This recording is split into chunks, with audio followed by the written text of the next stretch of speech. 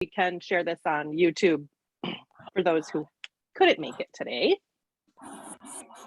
So as Tiffany said, I'm Mary Ann Boretsky-Peterson, the lead editor here at Ruff and Young, and we're going to have a reading today with a wonderful lineup of writers sharing their wonderful work. We're going to hear from Leela Raj-Sankar, David Hay, and François Bereaud. And we'll be starting with Leela Raj-Sankar with a selection of, I believe, prose and poetry. So take it away. Great. Thank you so much. First poem is called Wasting Disease.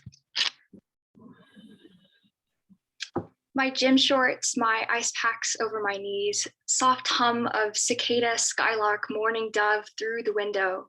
The night is thinking of morning condensation on cold glass. I'm thinking of kissing the girl I was just on the phone with. I am perfect in my desire. I turned abject terror into summer winds and open palms and storms of hummingbirds so huge they drown me. My only fear is of consumption. My only fear is of my neighbor's dog howling desperately from the backyard. I want, I want, I want. Like a sparrow's idiosyncratic call, like waking up covered in dew and sliced open to the marrow, like realizing no one knows anything about the body except how to make it look clean, palatable. No one knows anything about the body except how to make it get down on its knees and pray. In the dream, she always kisses me first. I tear open her letters and lick the envelope seal, an awful mimicry of her mouth on mine. I'm getting good at making and unmaking myself. I become an exit wound with no place of entry. The poem becomes my grave, as if in every version of the story, the girl on the phone comes to me and says, I am dying of malnutrition. Let me eat you whole. And I say, yes, devour me. Because I know shrinking is my birthright. Because I know this is an endless cyclical retelling of the history of giving up. The truth is, I want more life. I want a relentless leave all the lights on sort of hope, less rabbit heart and throat, and more the sound shadows make when I unspool them from underneath my fourth rib. I want to find a home where all brown bodies know how to do is grow. I want to open my eyes and realize that it isn't unattainable. The second poem is called Avade After Migraine Cluster. And amazingly, after 4 days spent veering desperately away from the light, there is still jazz playing in the kitchen, still dinner to make, still coffee to drink and a finch chirping incessantly outside the window. Strange how even after the world ends, it goes on. How it wobbles on bruised knees after crawling out of the darkness, the opposite of purifying. How it holds its own hand. How it says, wake up. Jazz is playing in the kitchen and there are vegetables rotting on the counter. Wake up. You are still responsible for your own life. You cannot do anything but drag yourself in from the cold. And I'm trying, I promise, to be grateful for sameness more reassuring than unnerving, for beautiful, reliable patterns of veering away and towards and away again. It's just simple brain chemistry. If I can endure the next 5 minutes, I can endure the next 50 years.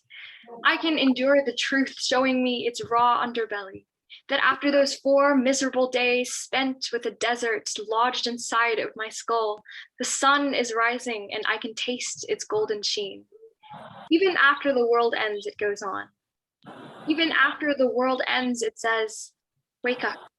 Jazz is playing in the kitchen. You are going to live. Oh, wow. This next one is called Quantum Mechanical Damnation.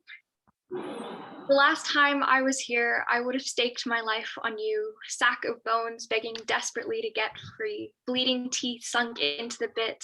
And last time I was here, you thought hell was just like this house, bigger on the inside. Last time I was here, we lived the same night on repeat. Mosquitoes on my knees swelling until they burst. And last time I was here, the Spanish moss told me secrets when my tea went lukewarm. Do you know how difficult it is to eliminate all light from a room, even if you black out, board up, nail shut all the windows? And I suddenly had a newfound respect for those cicadas, the ones that stay underground for 17 years. Last time I was here, you weren't alive, not really. You were blank-eyed and turning circles, circles, circles in the cloudy river. I wish I didn't believe in ghosts because you're still 3 years older, or you're still 3 months younger than me, but older than I'll ever be. And I read somewhere that ghosts disrupt temporal directionality, make time non-linear, cut open every half-healed scab. But last time I was here, you didn't want to eat me alive, or at least you didn't say it out loud. And look, maybe it'd be better if we thought of that house as a baptism instead of a mouth. And well, you've done your time, I guess. Me, I'm just surprised you lasted this long. This one is called The Summer My City Burned. Thank you. The summer my city burned. I learned to dance alone in my bedroom and sweating through my stained t-shirt. The summer my city burned, I fell in and out of love in the span of a week. The summer my city burned, I was looking for something, anything I could hold on to. But every trail I followed ended in nothing, nothing, nothing. Every time I thought I was getting closer to finding the truth, it was just another red herring. The summer my city burned, I couldn't stay still or keep my mouth shut or my hands steady. The summer my city burned, I knew everything. I was brilliant. I was on top of the world. The summer my city burned, I cut myself open on the operating table and found exactly what I thought I would inside: bone, muscle, sinew, flesh, my carotid artery shining in the moonlight. The summer my city burned, I emptied my wallet on every grimy street corner and never spent a penny on what I really needed. The summer my city burned, I was a stranger to myself. Bad friend, good lover, mediocre daughter.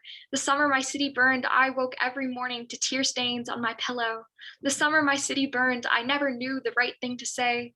The summer my city burned, I shouldn't have done what I did.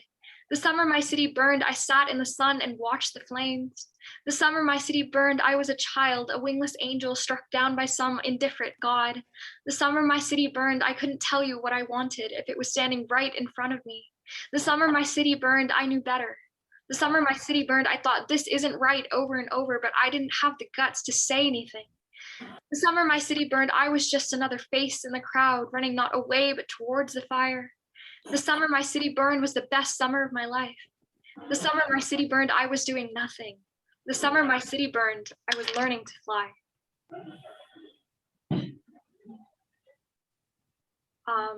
This one is called The Person You Love is 72.8% Water. God says dance, so you spin, round and round like a marionette with its strings cut loose. God says eat, so morning after morning you lick runny yolk off the kitchen knife. God says jump, and you don't want to ask how high, but you do, over and over, stuck in a dream you're sure you don't deserve. A dream where fish fly, and you, miraculously, are a believer, convinced your own fingers belong to someone else when you reach down to kiss them. God says calm down, it's just a mistranslation. God says breathe. God says, get off your back, run, run, run, like your bleeding feet or something still owed to you. God says, no one is fixing anyone else. God says, pretend it never happened, as if you aren't just 1.5 billion chemical reactions, as if you in the sky don't have matching split lips, as if your throat isn't endlessly, uncontrollably caustic. God says, trust me, I'm rarely wrong. You say, well, neither am I. Here is this list of things you know for certain. The average human brain weighs about 3 pounds. Your saliva is slightly acidic. The person you love is 72.8% water. God is 72.8% water. This one is called Nuclear Winter, Fated Death. Watch.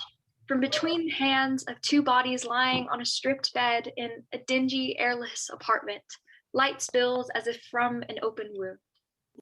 In the distance, a siren blares. On the street below, a woman whispers breathlessly, something is coming to save us.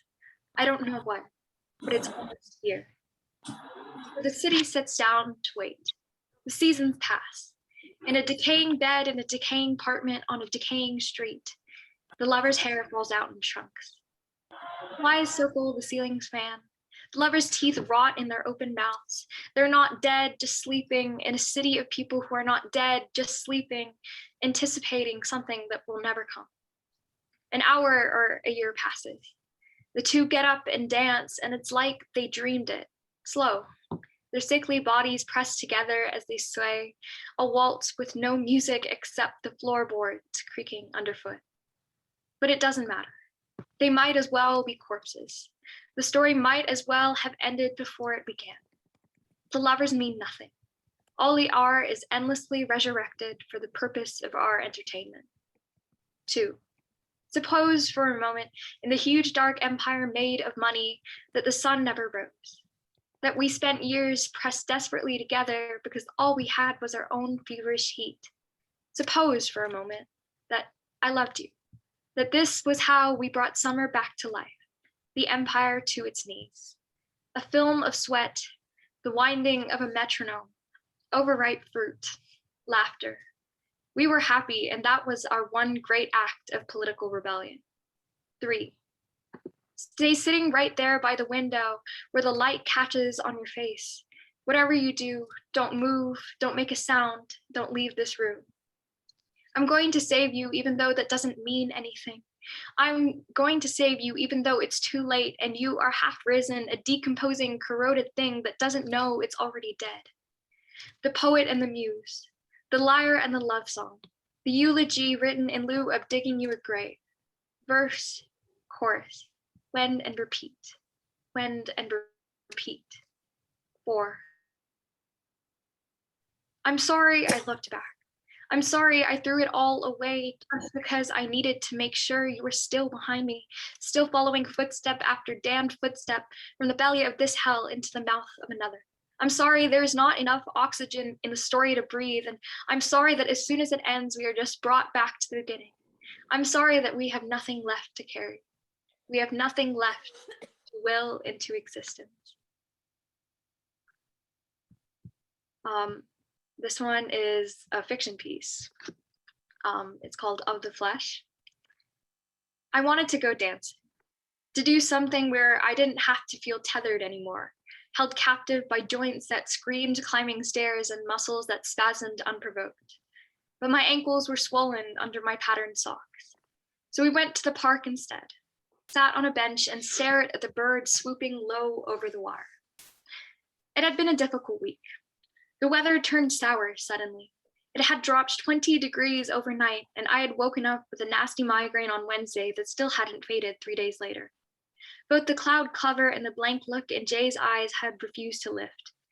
It was unnerving almost to see how the cold could make him retreat so thoroughly, replying in single syllables whenever I tried to ask what was wrong. Neither of us were very good at talking about anything important. We loved each other. That part I was sure of, but nothing was ever resolved between us. Even on the nights we argued bitterly, he'd still fall asleep with his head against my hip while I read. In the morning, he'd make me coffee and say, "Don't worry about it." And that was all of the closure either of us got. But it was harder in winter. Everything was. Our routines disrupted and refolded themselves into a new normal, stretched just a little too tight at the seams to be comfortable. It wasn't that we didn't talk because we didn't have anything to say to each other. We didn't talk because we didn't know how to phrase what we did want to say. The words came out of my mouth and took shape in the frozen air, then I couldn't pretend that what I thought wasn't real, like I had been doing for the past year. Jay took naps, made coffee, took more naps.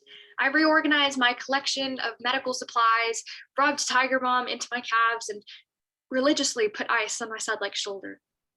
I spent a lot of time wondering how many others had looked at themselves in the mirror, held together by kinesio tape and scar tissue, and thought, my God, is this really all there is?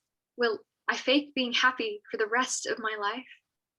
On Thursday night, I put on Billie Holiday and we danced around the kitchen in my socks, wincing at how graciously my limbs moved. Flickers of the usual fast-talking, bright-eyed Jay crossed in and out of the frame as he watched. At some point, he roused himself from his pile of blankets and messily waltzed me around, laughing. It only lasted an hour, maybe 2. As if on cue, my knees began to ache and Jay was tired again. But it was there. I knew it was there. I knew if I tried long and hard enough, I could look that cold, dark emptiness in the face and finally convince myself that neither of us truly wanted to die. The birds turned circles over the pond. I tucked my head into Jay's shoulder and spoke offhandedly about how I had been stalking the Royal Opera House's YouTube channel, how I'd watched Italia Azipova's Swan Lake over and over, trying to memorize the controlled tremble of her muscles as she danced the dying swan. That could have been me, I said. We both knew it was a lie. All I really meant was I missed dancing. Even if I wasn't sick, I wouldn't have been a great dancer. I didn't have the patience or the dedication or the discipline. But regardless, irrationally, even knowing how my hips creaked and knees threatened to buckle, I wanted it back. Normalcy. What a stupid word that was. Jay touched my hair briefly. We could go home, put on music and dance in the kitchen like we did a couple nights ago. Neither of us really wanted that. I was too sick and he was too depressed, but it was nice to pretend. It was somehow both sweet and sickening to know he'd do that for me, make himself feel worse to make me feel better. Don't be stupid, I said. I'm not going to force you to dance with me just because I want something I know I can't have. I'm not in the business of making you more miserable than necessary. He was smiling, but it was sadder than I'd expected. It wouldn't feel that way, you know, not with you. This next one is a poem called Peach Yogurt. I want peach yogurt. I want forgiveness and cubed fruit on the table and for someone to hold my hand. I want to look at the stars without a telescope and make up my own constellations, 8 p.m. but still warm outside, lying in the grass with love running towards me until my body forgets that it is a body. No more past tense verbs. No more perpetually closed windows. No more stamping my feet against the tile. I'm going to make scrambled eggs in the morning and I won't mind that they don't taste good. I'm going to believe there was no one alive who was luckier than me. At dinner time, I sit on the porch making promises to myself while the sounds of cooking drift through the screen door. The whistle of the kettle, the click-click of the stove as the gas hisses to life. A glass of mango juice sweats in my palm and I tell it that I'm grateful for spilled strawberry milkshakes and the warbler in the back garden that never stops singing and my heart behind my front teeth. I tell it that I am done aiming low, that a year from now I will be the guttural back of the throat scream you make when the roller coaster finally drops. I pluck an eyelash off my cheek and I wish for spring to take up residence in my lungs. I wish for small kindnesses, more peach yogurt, more Sunday mornings, more sitting on the counter with my feet dangling off my edge. I wish for the world to become so kind to me that I come undone. This poem is called Peach Yogurt. And this is how it goes, that slasher film summer where the heat waves broke every record, laughing sick to our stomachs and stealing sips of beer from our cousins' green tinted bottles, when all we did was sit in a stupor on the front porch watching people come and go and come and go while sweat soaked through the straps of my blouse. The summer when everything was so delicately knife's edge balanced that I couldn't outrun the fear of making the wrong move. So I convinced myself that it was all hopeless, that there was no way forward, no way back, no way through. It was summer, so we were supposed to be having the time of our lives, not weeping with our mouths stuffed full of freezer-burned ice cream, not mumbling, I don't know what I want, please don't make me choose, over and over, like someone would hear us. And this is how it goes, that syrup-sweet summer when it took all my brain power to memorize that fleeting moment, the sour lemonade and glare off the yellow streetlights, the summer when it took every bit of my courage to beg, come on, say yes, let's take the bus 3 stops past nowhere just one last time. Say yes, because all of this will be gone tomorrow. Say yes, because I'm 15 and scared of the future and I need you. It was summer, so everything was possible, but I didn't care. I was busy counting our remaining daylight hours, busy trying to calm my nerves, busy, my mind going 90 miles an hour down the freeway with the windows down and superheated Santa Ana winds in my face. And this is how it goes, that god-awful summer spent with your sticky hand on my thigh, repeating, it'll all work out, stop moving, stay still, calm down, but don't you see I can't? Don't you see this fear has made me feel like a fly forever trapped in amber? Don't you see how my palms have blistered under the pressure? How I need you to sit beside me as life as we know it crumbles and rebuilds itself and crumbles again? How I need you to tell me that you believe in me, that one of these days I'll make my peace with change, and that even then you'll be here to live and relive the summer of our discontent again and again and again and again.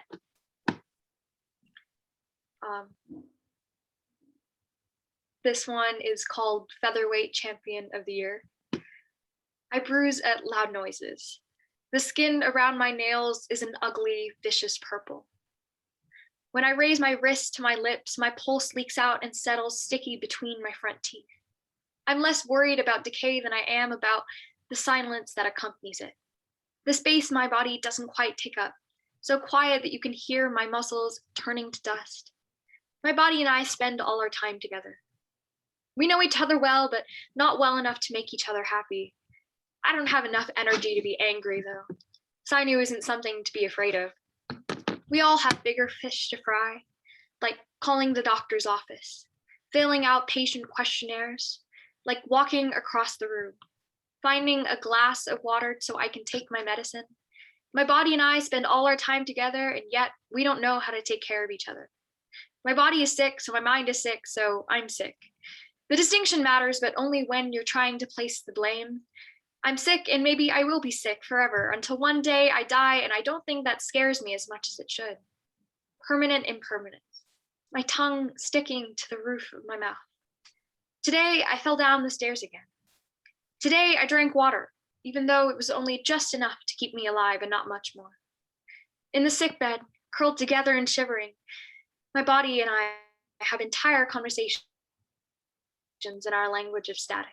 The empty glasses sit on the bedside table for days, abandoned. This next one is called Harmonic Series. Welcome in. Close the door behind you, please. I'd like it if you took off your shoes. I just had this carpet cleaned last week. Welcome in. This is what will win me the Pulitzer. This is my brain. On calculus or on music. You can decide. Both infinite series diverge. Don't be afraid. Mostly it's just learning a different way to measure frequency. New type of vibrations. Left foot, right foot. 1/2, 1/3, 1/4. You get it. The same thing goes on and on forever. Don't be afraid. The limit tends to 0. Welcome in. I'm not very good at conversation. Mostly I just like plucking a string and watching it curl. This is my brain on medicine, the kind prescribed by my doctor. This is my magnum opus. I'd like you to turn the pages for me, please. You'll know when. Just watch my hands move on the piano. Welcome in. Did you know that there are 10 tests to find out whether a series converges?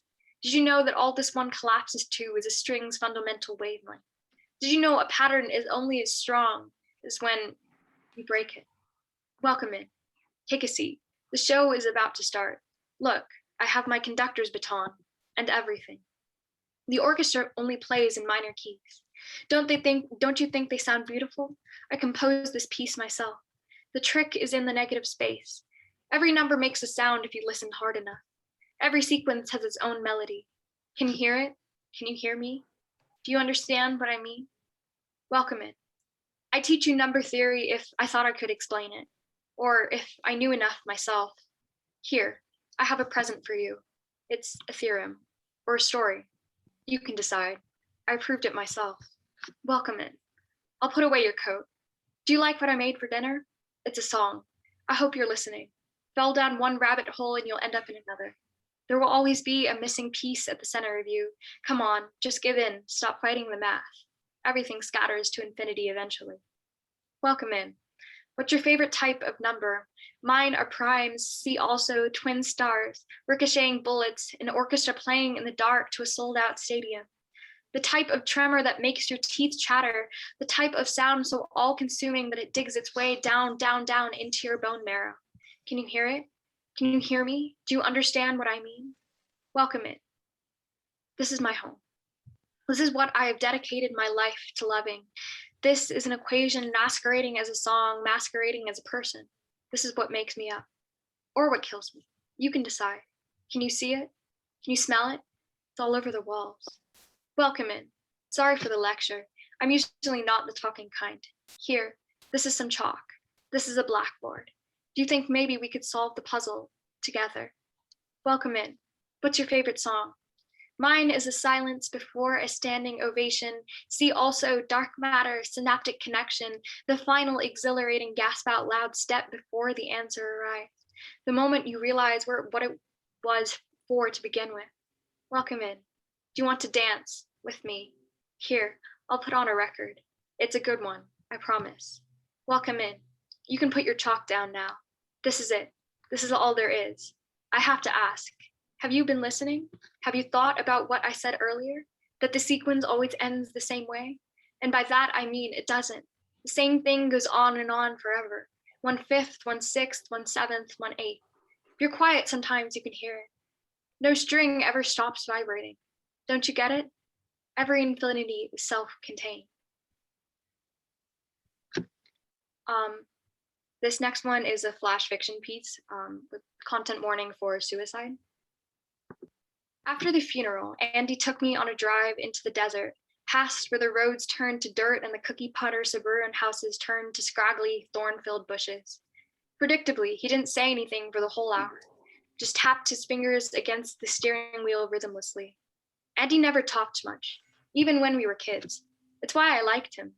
But now, suffocating under the bone-dry August heat, I wished he would offer me something to hold on to, even if it was one of the meaningless platitudes I'd spent the entire afternoon fielding. The day of Kaya's death marked the end of an extremely anticlimactic monsoon season. And Arizona had been drought-prone since before I could remember, but the summer is a different beast, Kaya had told me.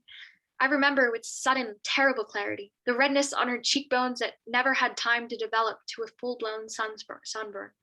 The summer is a different beast. She had been warning me the whole time. Why hadn't I listened? On the last night that I saw her, she had been twitching with that awful, volatile sadness I never understood, never had a match for. Run away with me, she said, out of nowhere. Just us. We could be gone tomorrow. I laughed. In hindsight, a mistake I knew better than I did.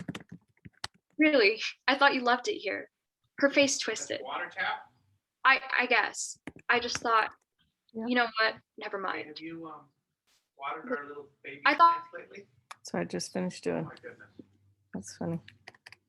Are you having lunch? Miles is. What's he having? A couple Sammys. I need some homework out of him. He's not happy with me. That she'd be over it by next week. Not that she'd go home after work Take the next COVID test too. You did. and quietly overdose Okay. on antidepressants I didn't know she Mrs. had. Austin was asking me. What if I had agreed, I thought? Would she still He be says he alive feels when she fine, I feel did the fine. same thing in a motel somewhere in Nevada? But even if I had wanted to run away with her, I knew that I couldn't. I couldn't follow her around the same way I had been for years, watching her dump boys and get dumped by them, hoping against hope that one day she'd look out and realize that I had been there all along. And Andy glanced at me over the console, fidgeting with his t-shirt. When he spoke, it sounded as if he'd been rehearsing the words in his head. I know how much you loved Kaya. I'm sorry. I was sweating, even with the AC on full blast. Me too. Emma, he reached over and put his hand on my knee, horribly sincere. It's not your fault. That wasn't true, but it would be ridiculous of me to contest him, to insist that yes, I'd killed the girl that I was in love with, and he was stupid to tell me otherwise. Okay. Andy opened his mouth as if he was about to speak, then closed it again. For a moment, I didn't see mid-20s Andy, but his 15-year-old self, breathed thin and dazed looking, always following in Kaya's wake. I felt like a teenager again, the warmth of Andy's hand bleeding through my jeans as we watched a fine layer of dust settle over the windshield. Dizzy, exhausted, our breathing slow and open-mouthed. The only thing missing is the smell of grass, I thought bitterly. Then it'd be just like high school. I wanted to blame the desert for Kaya's death. I wanted to tell myself that it was the heat, the dust, the sunlight always migraine bright, anything but me. I wanted to bury my grief here and run to somewhere suitably miserable, where the sun didn't seep through the shutters like light from the wrong side of a wound, where the sky hung 2 feet above you and I could disappear into the gray. The last time Andy and I had driven this far together was 3 years ago. I'd been in a similarly vicious mood then, possessed by that all-consuming 120-degree terror. There was nothing beautiful here, I wanted to tell myself.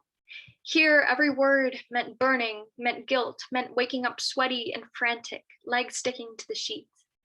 But I didn't have it in me. I couldn't hate the desert as much as I tried, for as extreme as it seemed, the desert's hands were gentle. Once, at a wedding 2 hours out of the city, I'd stumbled out of the reception hall around midnight, drunk and maudlin and afraid, and there it was, the Milky Way. A brilliant, sprawling gash pouring itself into me as if to say, live. I couldn't hate the desert because it was home. I couldn't hate the desert because when I had dreams of that sky big enough to drown in, I thought that maybe it was possible to believe in something so blameless. Andy pulled his hand away. I closed my eyes. Endless blue imprinted onto my optic nerve, cicada song, the car engine's soft hum. Maybe this is the end of the world, I thought, right here in a hazy pool of sweat. When I opened my eyes again, Andy's face was cast in shades of gold. When I was in high school, right after I got my driver's license, I drove here and I screamed and screamed for hours until I was too nauseous to stand. I didn't really feel better, but I thought maybe I wasn't going to die anymore. There was a strange taste in my mouth, metallic, somewhere between rain and blood. I swallowed hard around it. Andy, sighing, looked up at the sky.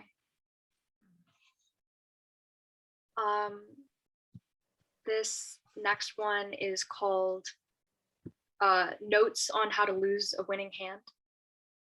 Spit into the sink and memorize the look of your mouth with the trail of bloody saliva between your lips and the drain. Forget everything you thought was fact. Throw open the windows, clear the room, search it, then forget all over again. Do nothing for a year but lie on the floor stripped to your underwear, turn into a snarling, teeth-baring monster once a week and direct every bit of your meaningless rage at the nearest warm body until you vomit on the carpet. Go limp when pain lays his hands on you. Stay silent, lethargic. Watch the light through the curtains fracture into a million kaleidoscopic shards. Fall asleep in a million hospital lobbies that all look the same, waiting for a doctor that never comes, waiting for a diagnosis that never comes, waiting for a cure or a treatment or a body that doesn't betray you at the first chance it gets. Tell yourself, this isn't my life, this isn't my life, this isn't my life. 1, 2, 3, 4, 5 times until you can't believe that it's all real. The panic eating your vocal cords, the fluorescent lights above you, the shame when you break down and pray to a God you don't even have the guts to believe in. Look on in morbid fascination as the doctors poke you with needles, make you piss in a jar, tell you insurance doesn't cover that, absent-mindedly signing their prescription pad. When the angel dressed like a circus acrobat comes to visit you in the MRI machine, kiss him full on the mouth.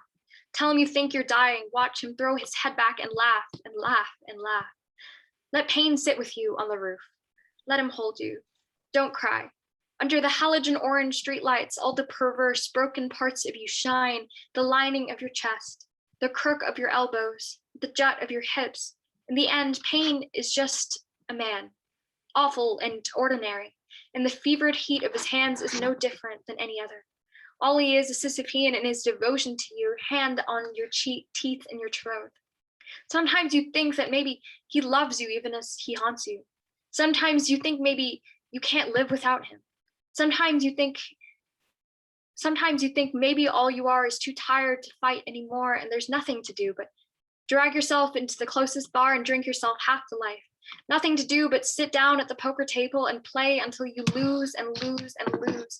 Nothing to do but set your jaw, dig another 100 out of your pocket and say to the dealer, I'm not leaving until I win every penny you have.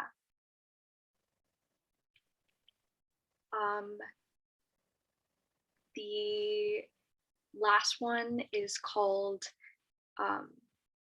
Dead Man's Float. The way you tell it, I'm afraid of everything. Our saltwater crusted hair, these antifreeze lights reflecting off the bottom of the pool. Chlorine drips beads down the back of my neck and I wake with freezer burn on my tongue. Still running from dreams with bricks bound to my ankles. The way you tell it, our skin glimmering in the dark is our only superpower, lest these hands grow bigger than they're allowed, lest I find myself desperately clawing pill dust from the back of my throat on one more Tuesday morning. Midsummer, and we're half blind again, small and struggling and inconsolable on the concrete. Not girls faint fluttering in ecstasy, but almost wrecked bodies trying helplessly to keep their heads above water. The way you tell it, I'm shivering in the backseat of the Honda Civic, holding something that doesn't exist in the chamber of my mouth. You're itching at the bandages around your wrists, the burned wounds, the skinned knee off the diving board. Close your eyes and the decaying lasts forever. Close your eyes and every shadow is a bug's body, every tree filled with cicadas and screaming in the night. The way you tell it, nearly shrinking, nearly soaring, nearly a word that doesn't spill out of my mouth, just sits hot and heavy behind my front teeth. The way you tell it, haunted on an empty park bench, hunched over like an ape, hands shaking and flinching at even the slightest of noises. The way you tell it, my fear of this cord around my neck finally pulling tight. These days when anything deeper than the shallow end was too much to handle. Thank you.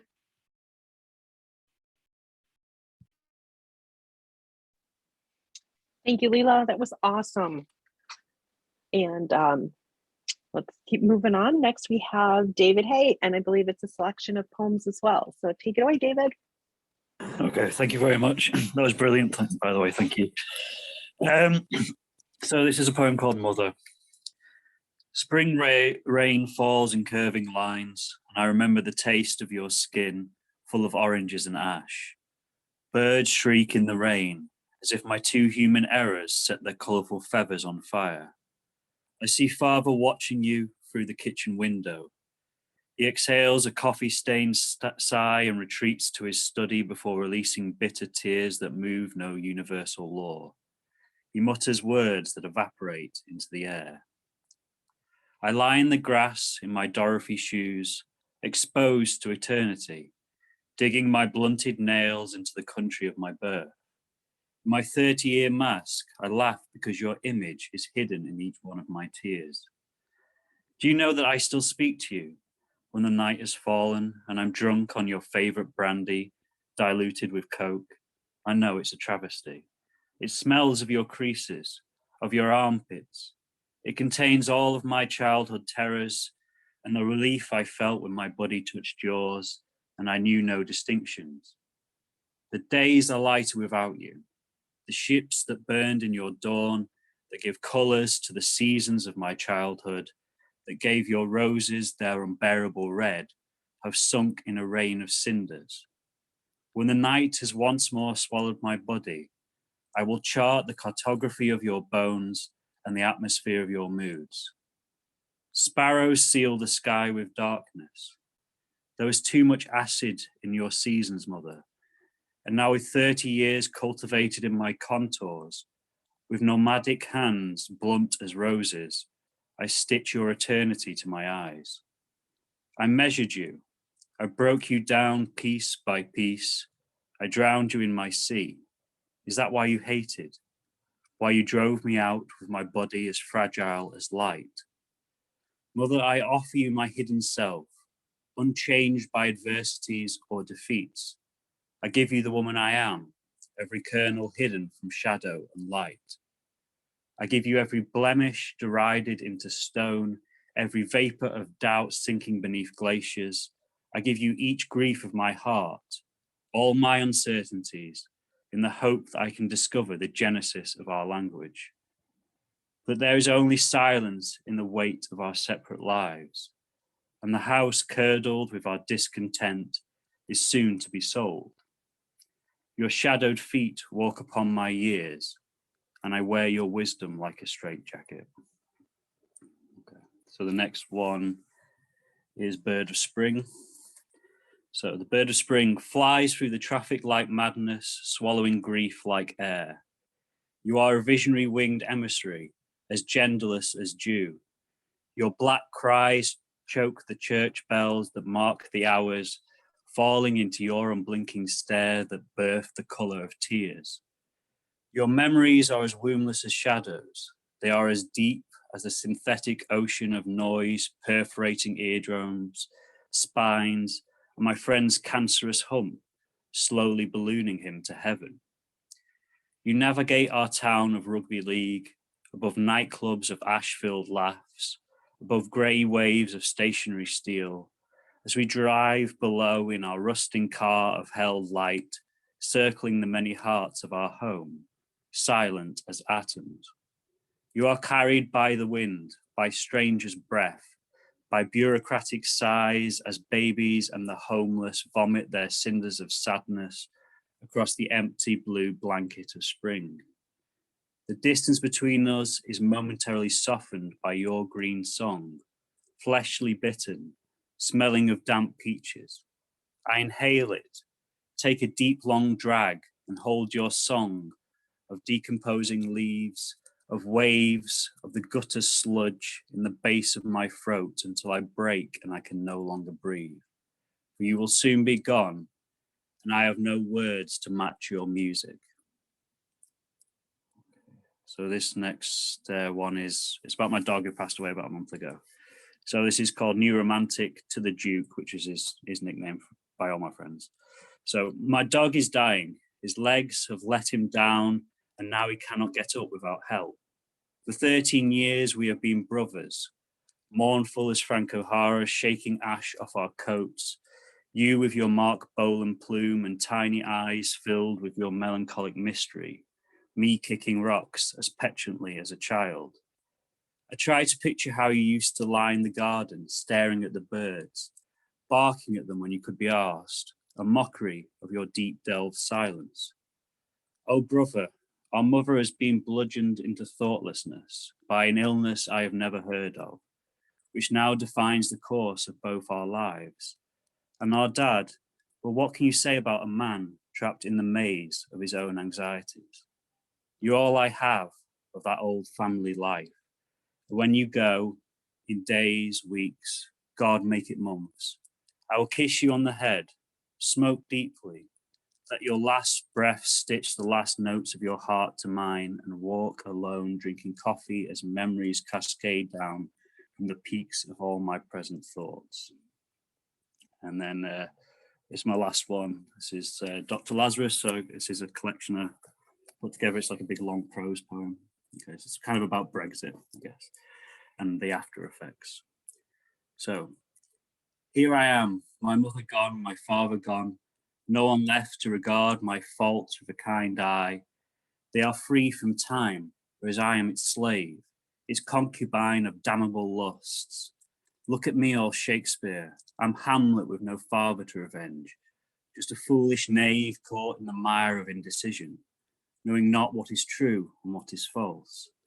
I have constructed myself into this stupid wretch, this howling idiot with teenage pretension and an angst that even I'm bored of. Here is my debased prayer that has sat in the heart of me since my father's death. Here is every pathetic utterance that has been shrouded by my most deceitful tongue, which cloaks my true self from my mother's shame. My grotesqueness knows no bounds. I am scared of the road ahead of me, terrified by the thought, the decision that accompanies each step. Every kernel of my mother's hope has been lost to the four winds that dictate the comings and goings of each slug-like soul. I chart my history along the lines of slime, back to my accidental conception where chance assaulted my mother's dreams and stitched my flesh to the cross of her threadbare desires. This madness started with my father's death, 52 with a ruddy complexion, the one that accompanies your face after siesta taken on the couch. I try to bridge the phantom depths between my father's image and me, on the wrong side of 30, drunk on my own futility. Now his death created a chasm. Between what I was and now am, the boy and the man, the dreamer and the dreary realist, read cynic, I now am. Cast your smiling hooks farther into my eyes and let me see you. Let me hear the broken staccato voice that drove dogs to suicide. Let me hear your careful stumbled words as you told me of my mother's death. Melodrama befits only fools. But here, look, take it. Here is a son's plea to a mute father, but not told using the lexis of monotony, of contrived structure, but with the prosody of the gutter sludge, sought beyond that surface self of quirky characters and limp, pleasant prose, to the sickly rose-coloured heart in clear-cut sentences that fail to give order to nature's chaos. Here is a fool's monologue. Shit on it, if you please. Thank you very much. That's all of them. Thank you.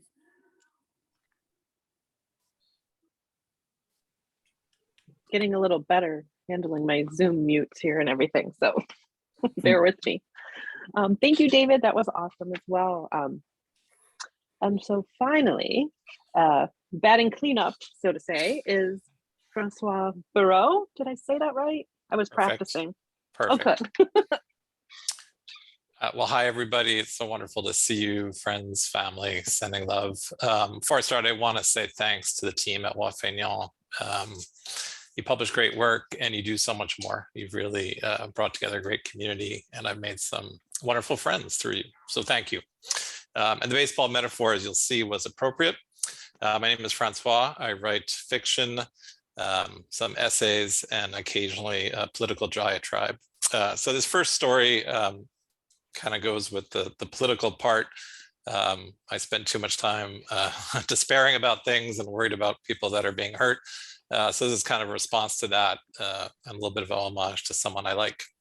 It was published in Maudlin House earlier this month, so thank you to them. And it's called Taco Bell, Pete Buttigieg, and Me. I'm pretty sure Pete Buttigieg didn't propose to his husband in a Taco Bell.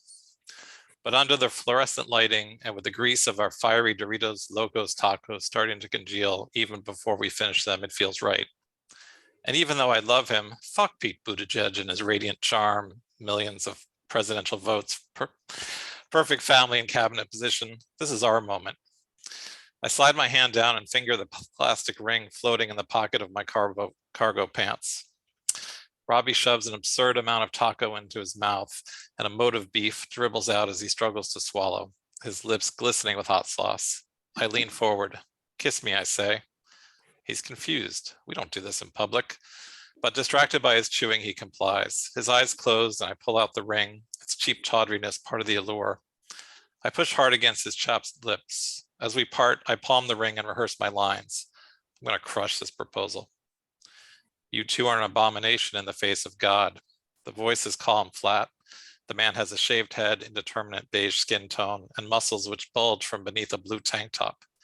Completely inappropriate for the cool February Los Angeles weather. He stands between our table and the next. Robbie looks up and I return the ring to my pocket. What was that? Robbie says. We all pause. What was said was clear. Then I notice the tattoo on the man's inner arm. I kill terrorists. How does God feel about that? I say, pointing. What do you know about God, sinner? The man's voice remains steady, but I have to glance away. The greasy sheen of his bald head off the artificial lighting assaults me. I don't think God condones killing, I say, looking back at him. I'm thankful he's no closer. He opens his mouth to respond and I add, we're in California, not Texas or Florida. Fuck's that got to do with anything, he asks. Robbie kicks me under the table. I'd almost forgotten about him. He's done chewing and holds his taco midair, the unnatural orange colored sauce oozing towards escape. I don't know what it has to do with anything. My Twitter feed is full of political news, but I'm exhausted and can't keep up. Well, the man says, running his left hand over his right bicep, his voice impatient. Seems important for me to nail this one. Then I remember. We're allowed to say gay here, I say. You can say whatever the fuck you want. It doesn't change the burning in hell part. I hear a sploosh. Robbie's dropped his taco on the checkered paper wrapper. An orange stain appears on his shirt. He stands. I'm going to the bathroom, he says. He was brought up Pentecostal. Eternal damnation always gets to him. Ha, the man says. Looks like your boyfriend might be having second thoughts. I clench my fists and imagine strangling him. Instead, I say, like killing is any better. It was my job. You wouldn't understand. Sempre fi. And he walks away. Pete Buttigieg understands. I want to yell after him. I look down at my plate. The taco and a half left are cold. I pull the ring from my pocket. Last night I took a walk, told Robbie I needed fresh air. What I needed was to decide if this proposal was a desperate relationship saving Hail Mary. Before the overpass were orange construction signs. Infrastructure passed. I knew that much. And Pete Buttigieg was fixing this one come Monday. Above the riverbed, I could hear birds. Birds? Must have been as confused as I was. The river was 25 miles of concrete flowing directly to the Pacific. We'd had rain a few days before, and there was just enough to faintly illuminate some water puddled below. The ring weighed heavy in my pocket. I pulled it out and dangled it over the edge, then hesitated. Could it be a choking hazard for an egret? Hey, my fist squeezes the ring, its plastic edges cutting into my palm. He's gone? Robbie stands before me, his hands wet. He never dries them fully. I loosen my grip on the ring. Yeah. You done, he says, looking down at my food. Yeah. Me too. I'll get a doggy bag, he says. Who brings home a doggy bag from Taco Bell? He turns towards the counter and I spin the ring on my finger. We do. So the next piece I have for you is a nonfiction piece. We'll talk later, Nick. And this one was published in the Twin Bill. The Twin Bill is a literary magazine online focused on baseball. So if you like baseball, you should read it. But even if you don't like baseball, you should read it. There's amazing artwork. I see the editor, Scott, is here today. Thank you. And most of the stories start with baseball and take you to another place, like I think this one does. And I'm gonna have a little help here. My son is gonna read, and he's gonna read the part of himself, as this is kind of a hybrid piece. So this is called A Career. February 2006, San Diego, California. The previous June, Nick had asked for a baseball glove for his 10th birthday. Shit, I thought I dodged that bullet. I'd coached his youth soccer team for 3 years. Neither of us were much good at it, but we'd endured. I figured we each had one season left. He'd also played youth basketball, poorly, but the games were quick and fun. But baseball? I'd had a miserable time in Little League, gathering 1 hit per season over 3 years. The games were long and the parents intense. Shit. But he was an obsessive kid. I knew an idea once planted would stick. The glove was black and cheap, but brand name. Wilson, maybe. Nick would remember. I knew enough to know that we lived in a community where Little League was important and that he'd be 5 years behind some kids. We played catch. I hit ground balls off his shins until it got dark. I found the closest batting cages and watched him swing until I was unwilling to spend more money on tokens. He was assigned to the Volcanoes, minor division, Coach Abel. There were a few weeks of practice before the first game. I tried not to watch any of it. And then there was this. For months, Nick had one question for me. Dad, if I had a home run my first at bat, will you cheer? I assured him that I would, but I also stressed there were many outcomes of at-bats, of which a homer was one of the least likely. I emphasized strikeouts, groundouts, and walks. The big day arrived. The game was on a makeshift field behind the middle school. I showed up just before the first pitch and stood atop the small bleachers. I was impressed to see that a decent fence had been erected and the baselines were freshly chalked. The umpires were suited up and the kids looked like mini pros in their full uniforms. We had ourselves a baseball game. Volcanoes batted first. The leadoff hitter, a girl who appeared to be one of the team's bright spots, walked on some wild pitches. The next kid struck out on some wild pitches. Nick was up. A runner on base with 1 out. Damn it, pressure situation. What the hell am I thinking? I shifted my weight from one leg to another. First pitch, right down the middle, but bat stays on shoulder, strike 1. Oh no, the pitcher's settling in. Settling in? He's 10. I'm already an insane parent. Second pitch, repeat of the first, strike 2. The assistant coach calls out, Nick, you can swing. I bite my lip. I knew this was a bad idea. The third pitch looks exactly like the first 2, except Nick swings and he connects and the ball sails to right center or left center. I have no idea, but it sails over some kid's head and lands on the other side of the fence, which makes it a home run, a real home run. Nick jogs around the bases. The coaches probably yell something celebratory. I can't say. I stand stunned, body frozen. I don't cheer. May 2018, Instagram post a few hours following a brutal season-ending loss for the Cal State LA Golden Eagles in Division II college baseball playoffs, Stockton, California. It had to come to an end. All things do. I've played my last baseball game. It sucked. I shed a tear as I write this, but I find comfort in knowing that nothing in my life has been as important to me as this beautiful, difficult, stupid, frustrating, and wonderful game. I owe so many people thank yous. I could never cover them with due respect. But to my coaches, I thank you for your wisdom and guidance. I will be stealing everything I've learned. To my family, thank you for always supporting me, driving me to games, buying me cleats, sitting in the sun, coming to see me play because you knew I loved it. I cannot ever thank you enough. To my teammates, I owe it all to you. I'd be nothing without my team. The Volcanoes, White Sox, A's, Tories, the Conquistadors, the Vaqueros, the Halos, the Golden Eagles, and anyone else I've played with. You guys are family, and you've given me meaning.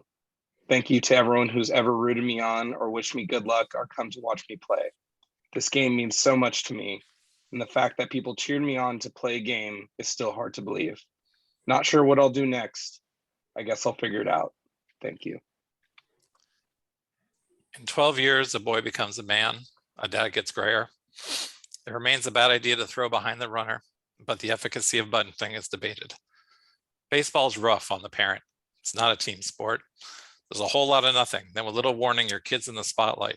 Guy on second, 2 outs, down a run, late innings, he's up. It's torture, and more often than not, failure. The successes amplify the pressure. You wince whenever someone shouts, hit a bomb. You hope the kid is oblivious. Coaches talk incessantly. Metaphors relating the game to life are as abundant as sunflower seeds. Night games are too cold, day games too hot. You miss it. I want to say about that one, Nick posted that Instagram post about an hour, I think, or maybe 2 hours after that game. And I just found it so beautiful. And I know how upset and angry you were, to lose that game that way and end your career. And it just kind of stayed in my mind for about 3 years. I wrote around it. Okay, my last piece was published in Wafignon. I don't remember when, January maybe. And I guess I would call this a little bit of metafiction. It's called a character study. And so it's a conversation between a novelist, an unpublished novelist who may be me, and one of his minor characters. The character is Angie. She is the mom of one of the main characters. Her daughter, Mindy, is a college student and a part-time stripper. And she meets the main character, Jordan, and they have a friendship, which Angie, the mother, is a bit suspicious about.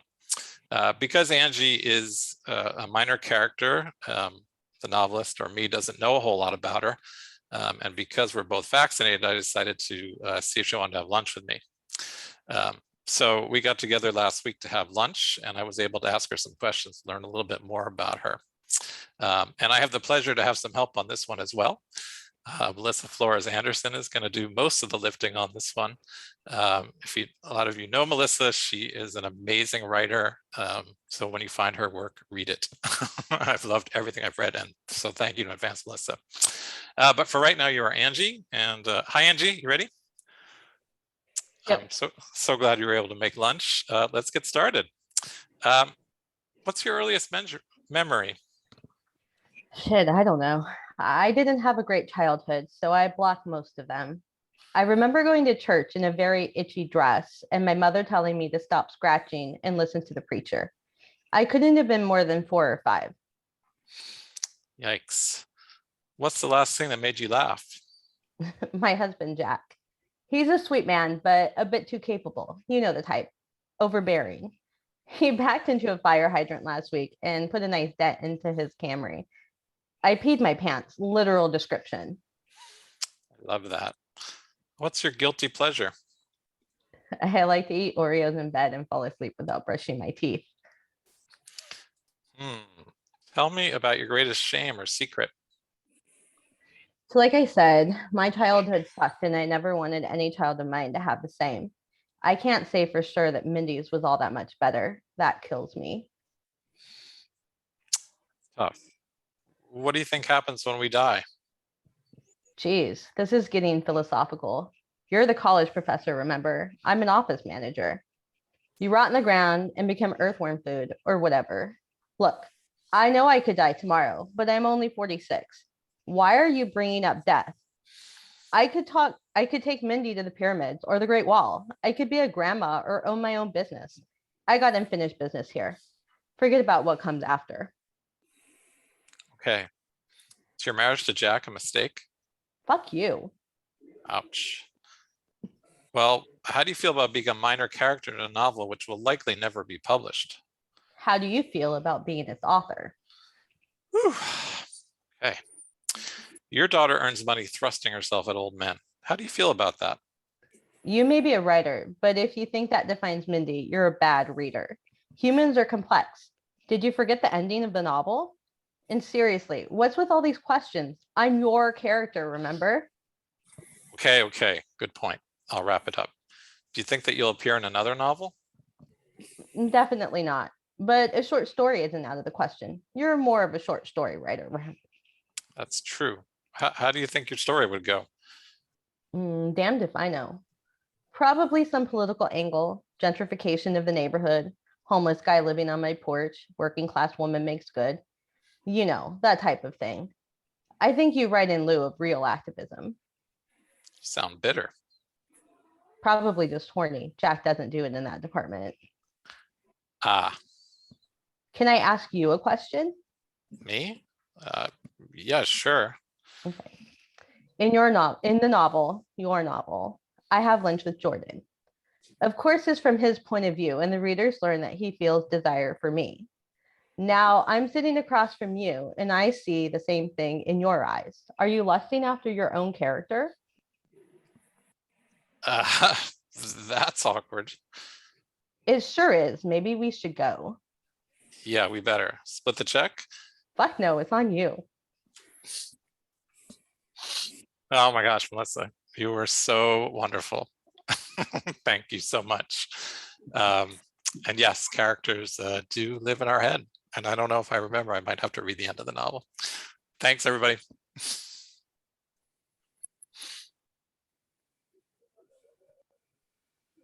That was awesome. And yes, you surprised all of us with that. So I'm going to throw out there, does anyone have any questions for any of our readers today? No? I have to pipe in and say I've been Okay. blown away. I can't believe how great all Yes. that was. Honestly, I'm not. I shouldn't be surprised, but sometimes you think you're going to be one way, and then it just brings it up a notch. You guys were amazing. Thank you so much. I was just thinking that I've read all of these pieces, and just seeing them performed by you guys was just a totally different, like Kelly said, it brings it to a totally different level. You guys were awesome. Thank you so much. I'm just going to chime in and agree with that. It's one thing to read the words, but I think hearing them the way that you guys want them read is just a completely different experience. And I'm absolutely blown away. Thank you all so much for doing this. Thank you to everyone who came. Amazing. Absolutely. Yes. And just putting it out there, we are planning another one next month. So thanks for hanging out with us today. And I hope everybody comes back next month too. Thanks, everybody. Thank you. Thank you.